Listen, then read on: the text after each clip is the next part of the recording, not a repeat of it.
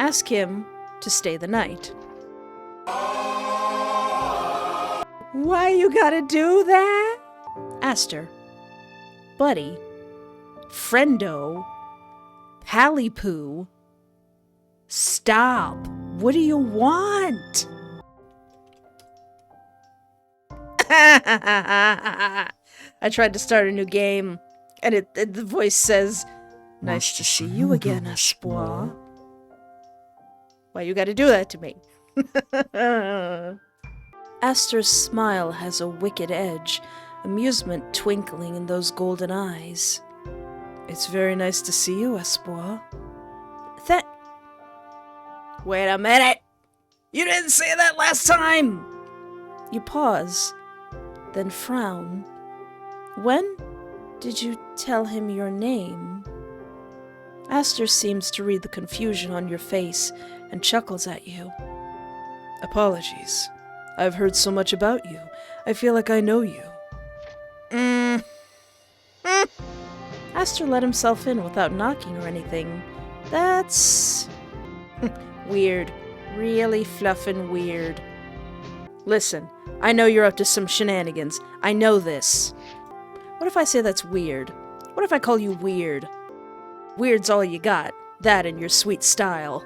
Bartholomew, as if knowing what kind of embarrassment he's caused you, appears at the bottom of the stairs. Does he, though? He passes you without a glance and winds himself around Aster's legs, purring loudly. Oh dear. I can ask him to stay the night now. Alright. Are we gonna get some gosh darn answers? Ask him to stay the night. Why you gotta do that? That's a sick look, but why you gotta do that? I like the gold and the black, but gosh darn it, that's scary. That is your choice. How deliciously unexpected. Of course, little scorpion. Also, your text box is that cool black and yellow again. I really like this color scheme. Those words ring through you, like a distant bell chiming from the back of your mind. Are you sure? I don't want to impose. You've already done so much. Like changing the text box. Stop doing that. That's scary. Blood red paints your vision, dipping the world around you in scarlet. Me? Why, I could do so much more, should you desire it. Should I? Gulp. Desire? Your head sears with impossible pain. Your mind feels fractured. A jumbled horror of grotesque images flash, too quick for you to make any sense of them. Ah! When you wobble, Aster is already at your side. They pull you close, one arm wrapped around your waist. Your hands meet a sturdy chest, and they tighten their grip around you as they keep you upright. You almost feel weightless in their arms. He purrs in your ear. He growls in your ear. Easy there, my little scorpion.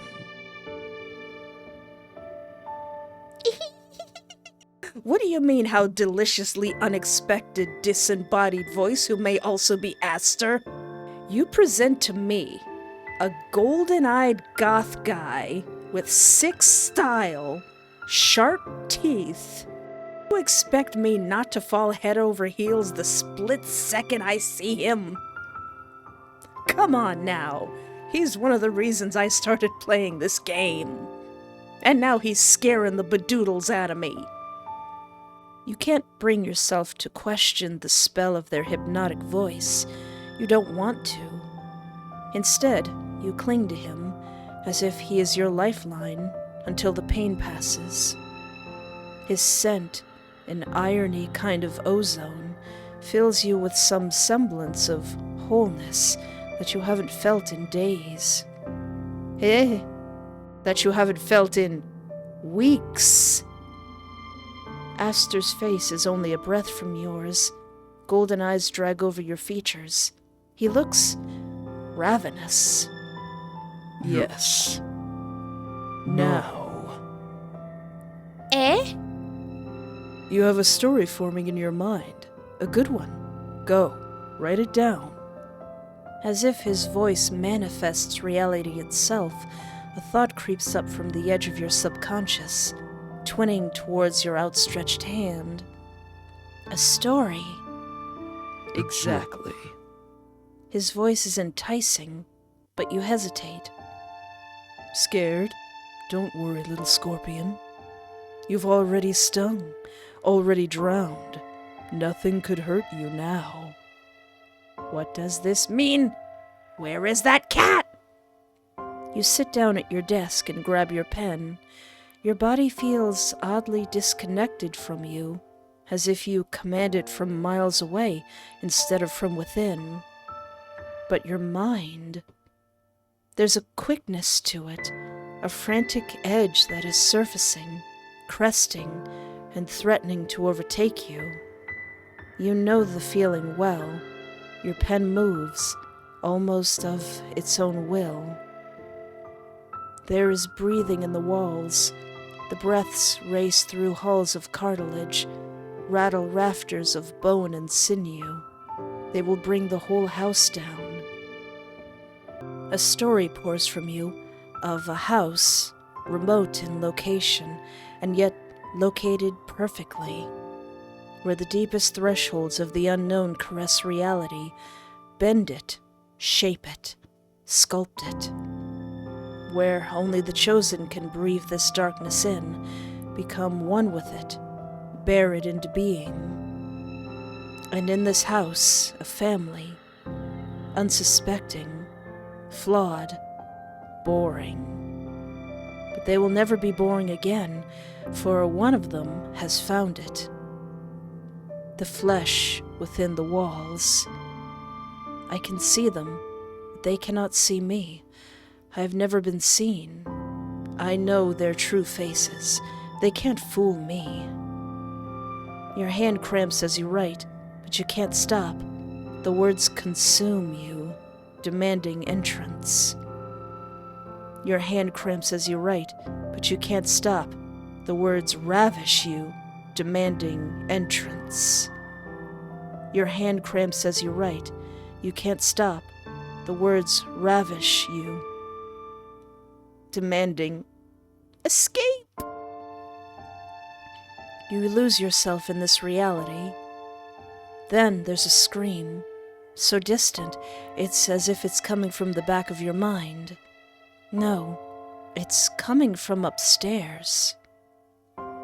You're no longer in your room. You're in the foyer. Is this where the scream came from? But there's no one here. You step forward and there's a squelch. When you glance down, your sock is sinking into a soaked rug. Everything is stained red. You stumble back and fall. Warm crimson liquid splatters everywhere, and you bite back your cry. Hands shaking, you reach for the edge of the rug. It's so much heavier than it looks, heavier than it should be. Saturated. Iron invades your senses. Blood pools endlessly out from underneath the rug. This time, you can't hold back your cry and drop the rug. Drops of the viscous liquid spray into your mouth. It tastes of iron. You can't even scream, your throat ragged from your gasps. You're standing by the hall mirror. The blood seems to be gone, but you can still feel it congealing on your skin. Aster, buddy, friendo, pally-poo, stop! What do you want? Suddenly, you hear Aster's voice from just behind you, over your shoulder. You are ravishing. You see a flash of your own face in the mirror, but you hardly recognize yourself. You're grinning and splattered in a horrifying amount of blood. You gasp and turn away quickly, facing Aster. He smiles. Golden eyes gleam at you. They almost look warm. Those cards look sick! I love the colors black and gold with a little bit of aqua in there put together. He moves towards you with otherworldly languidness, his tongue moistening his lips briefly. Let's see. Your heart throbs with fear, but you hold your ground, keeping your eyes on his. Or you feel a tug of desire from deep within you. Or he is utterly terrifying. So, your heart throbs with fear, but you hold your ground. Maybe resisting him a little bit? You feel a tug of desire from deep within you. Probably totally gives in to him. Or he is utterly terrifying.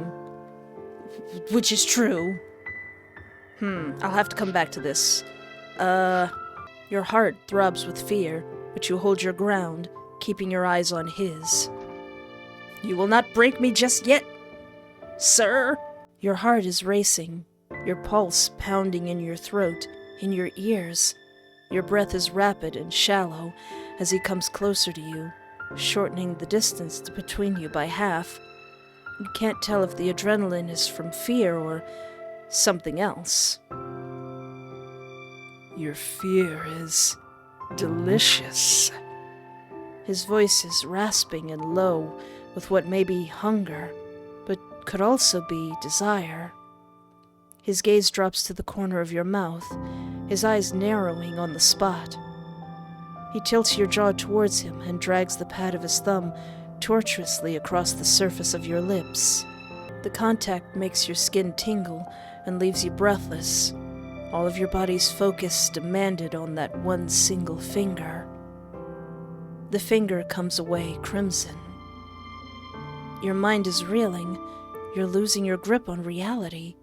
What is happening? As you try to gain your bearings again, you realize you're sitting at your desk, your pen stilled over the paper. Then, the second scream comes. Its pitch is blood-curdling, one of absolute terror and pain. Your throat tightens with horror. You would know your sister's voice anywhere. Is my family not actually on vacation, or is there a vacation actually in heaven because of me, because I got possessed by my dad's creepy house? She's calling for you as you leap from your chair. Aster's hands find firm purchase on your shoulders and press you back down into your chair. It's a gentle motion, as if he were placing a teacup on a saucer, despite you pressing your full strength against him. Not yet, Espoir. His voice is tantalizing. It drowns out the echo of the terrifying screams. One hand leaves your shoulder, reaching over to tap the pages before you with one elegant finger. Nothing is said, but the message is clear. Keep writing. You obey and turn the page with oddly steady fingers. It's only when his face dips to your neck, his breath brushes the skin just above your pulse, does your hand tremble. Don't make me say it. You put your pen to paper, but it's already filled. Feast, feast, feast, feast. You know what you remind me of? You remind me of my sweetheart baby girl Nozax 404. Making me write? Bitch, you want me to write 100 pages of this, don't you? Listen, you two, I am not a copy machine. I am not an art writing story machine.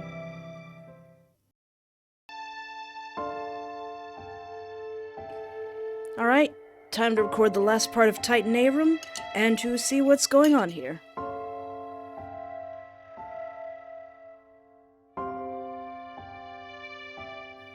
Oh. That's peculiar. The word is scrawled in so many times over the page, devolving into scribbles at some points. the incoherent ramblings of someone that's lost their mind. Oh. Oh. Oh. All right, who's hungry? Because the MC is the one who hasn't been able to eat, but you're the one who's salivating. The word rips through the paper in some places from the sheer force and repetition. There's a drawing of your front door, of the foyer with the blood-soaked rug, where you saw yourself grin as you were drenched. There's a drawing of a skull-like face pressing through a white sheet as if trying to devour something on the other side. Ah! Stop doing that! I'm gonna be seeing that in my hallway. Hi. There's a drawing of a shadowy figure, longing and leaner than even Aster. Oh. So he's tall, you say? I can't even play flirt. That thing's terrifying. I don't like that. Silhouetted in the entrance to the foyer. On the last page, only one thing is written, clear and calm. I've done it. I've killed them all. It's finally quiet. By them, I hope you don't mean your family, Theo, and Oscar. That's exactly what happened, isn't it? Isn't it? So very quiet. Your blood runs cold. Aster's low voice hums through you, his mouth so close you can feel the rumble in his murmur, his tone enticing. Be careful. Get too lost in those books of yours, and you'll have trouble differentiating fiction from reality. You turn suddenly to face him. I was just about to say, listen here, you're going the right way for a smooch, but then he does that. Stop it. Aster's eyes flash. They glow with an ominous yellow luminance that casts an eerie shadow over his features. Something wrong? His voice is deep and dark, a croon that seems to emanate from the shadows gathering in the corners of your vision. Were the horrors that you experienced too strong? All those glitches, hallucinations, was your psyche unable to handle the weight of the truth? Did I misjudge you, my little scorpion? Or perhaps... You push him away, but Aster closes the distance between you in less than a breath, faster than you can fathom. They press you against your desk, caging you between their arms. Their face hovers close to yours. I thought I had provided you with what you desired. That was our agreement, was it not? And yet, it still wasn't enough. Do you crave for more? Or, perhaps, do you crave me? Well, I mean, aside from the eldritch horror, you are a very handsome goth man, and I quite like that, so... He leans even closer into you. You're trapped between the hard edges of the desk and the firm contours of his body. Equal parts terror and exhilaration fill you up in an intoxicating mix. You shouldn't want this, but you do. Your breath is ragged, beyond your control, and your eyes are locked entirely on his, trapped by his cobra's stare. Is that why you've come running to me? Kept picking and chipping away at what I gave you? Were you looking for me? Perhaps, deep down, you know. The other men you desire won't satisfy you, you and your wicked desires. Only I see you. Only I know you. There's only two choices. All right. Reach for the memories or, no, push the voice away. I can't fathom the consequences of either of these choices, but man, I love this color scheme. Reach for the memories. Push the voice away.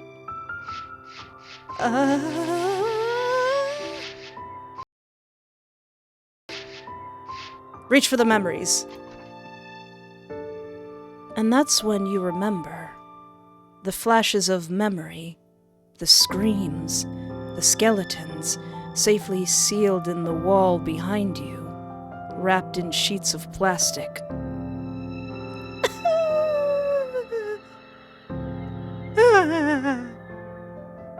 Oh, this is scary. That's when you remember. The pain that shoots up your arms as you drag your ruined nails over the walls, desperate to get inside. The madness that had racked your soul clear from your body until there was nothing left. And this creature, the one who salvaged your soul, nurtured it and returned it to you. The one who knows every deep, dark crevice and saw something beautiful. I've given you everything you want. Everything. Now it's your turn. His mouth hovers over yours. Long, slender fingers brush up your neck, sliding tantalizingly over your jaw, before firmly holding your chin. The feeling of it all sends a shiver through you. Now, it's my turn. I claim my prize. I claim you. Relinquish yourself to me. It's hot. It's hot. Why would you say that? Guy says that to me, I'll be a puddle on the floor. Kiss him. Push him away. Try to escape. Ah! Wonder what would happen if I tried to escape. Can I even escape? Would that even work? I kind of want to do that. Sure. Let's try to escape. Let's see what happens. Even though I really want to kiss him. Don't worry, I'm gonna. Oh, sir, you are going to get so smooched, you won't even expect it. Try to escape. I hate it when it does that. You are utterly terrified, every fiber of your being screaming that you're in danger, that this is an apex predator of a food chain that dramatically supersedes any humans would be found in. Its yellow eyes are fixed upon yours, glowing and menacing. And yet, it does seem crestfallen. Impossible? The fear overwhelms you, your vision tunneling with darkness. You feel consciousness sliding away from you. I see. Perhaps I misjudged you. To your relief, it doesn't come closer. It takes a step back. It is my hope. His voice contorts around the word hope, as if it's unnatural to its tongue. That, perhaps, you only need some practice. You are too delicate as of yet. The trauma of what you've endured, of what I've shared with you. I expect you to get stronger, little scorpion. Try again. I'll be waiting. Oh. Okay.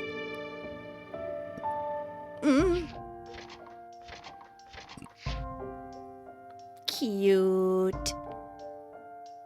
Gosh darn it, Aster. Stop being so cute. I don't like the implications that Theo is dead. I really like Theo. Alright, what if I try to push him away? You push against his chest, but he doesn't budge. It's like shoving a concrete wall. You're released. Suddenly, alone. The only sign he was ever there at all is the patches of heat where his skin had met yours. Cool. You've already made your choice, my little scorpion, but you're free to pretend otherwise. Go ahead. Try again. You're gonna keep looping this until you kiss me. Alright. I'm surprised he lets you go. Alright, let's get in there. Smooch Town, USA. Population, you, sir. I kiss him. You angle your face towards his, your breath hitching. He captures your mouth with his before you can close the distance, and you crash together. One arm wraps around you, and his hand intertwines into the cloth of your shirt, pressing you impossibly closer to him. The other cradles the back of your head in a gesture that would be tender, were it not for the sheer strength of it. His teeth, razor sharp, graze your bottom lip, and a shiver convulses your spine. You wind your own fingers through his hair, cool and soft against your skin, clawing at him. Your breath is uncontrolled, gasping. His. It's a devouring kiss, threatening to ruin you entirely. Everything else simply fades away. I want to be kissed violently until the world fades away. Cute. Aww. We go on a lovely date with the Eldritch Horror. I still don't have any answers. I still don't know what's going on. Okay, let's go back to that two-choice deciding point. So it seems that the MC made some sort of deal, and I strongly think that our friends are no more. Our friends have gone the way of the cat, and they don't exist anymore. But what was this deal? What if I go, no, push the voice away? It's as if your mind wrenches free from some grasp, some tether, and God, it hurts. The pain is searing, blinding, rending. It tears so much from you that you're not sure who or what you are anymore. You would rather be nothing. No, I won't allow that. And that's when you remembered. The flashes of memory, the screams, safely sealed in the wall behind you, wrapped in sheets of plastic. That's when you remember. The pain that shoots up your arms as you drag your ruined nails over the walls, desperate to get inside. Dang it, that brings me back to this choice again. The three choices lead to that same ending again. I wonder if that's it. Or am I missing something?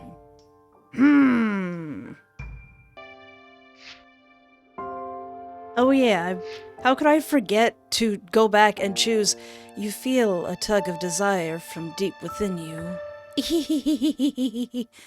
You take half a step closer, and his eyes darken, his smile unnaturally wide. I knew I chose well, my sweet little scorpion. He steps forward, and your bodies are a hair's breadth from each other.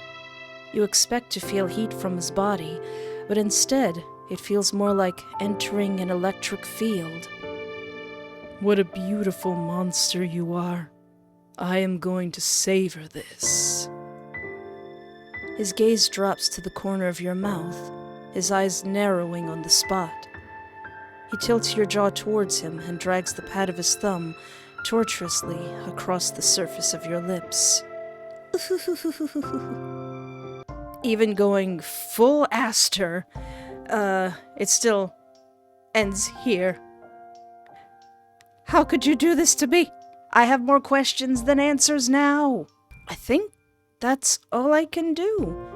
I even tried going back and using a different name. I even researched The King in Yellow to see if using a name from the book had any kind of Easter eggs in it. But no, you know what he said to me? You try to put in a different name, and he says, "Oh, going with something different this time? That's fine. We both know who you truly are, Espoir." No!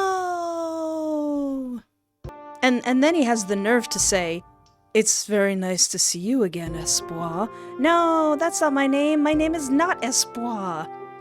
You frown at him, becoming immediately uneasy again. Who? See, my name is clearly not Espoir. That's not my name. My name is not Espoir. Oh, my apologies. I'm not sure what made me say that. Yes, of course.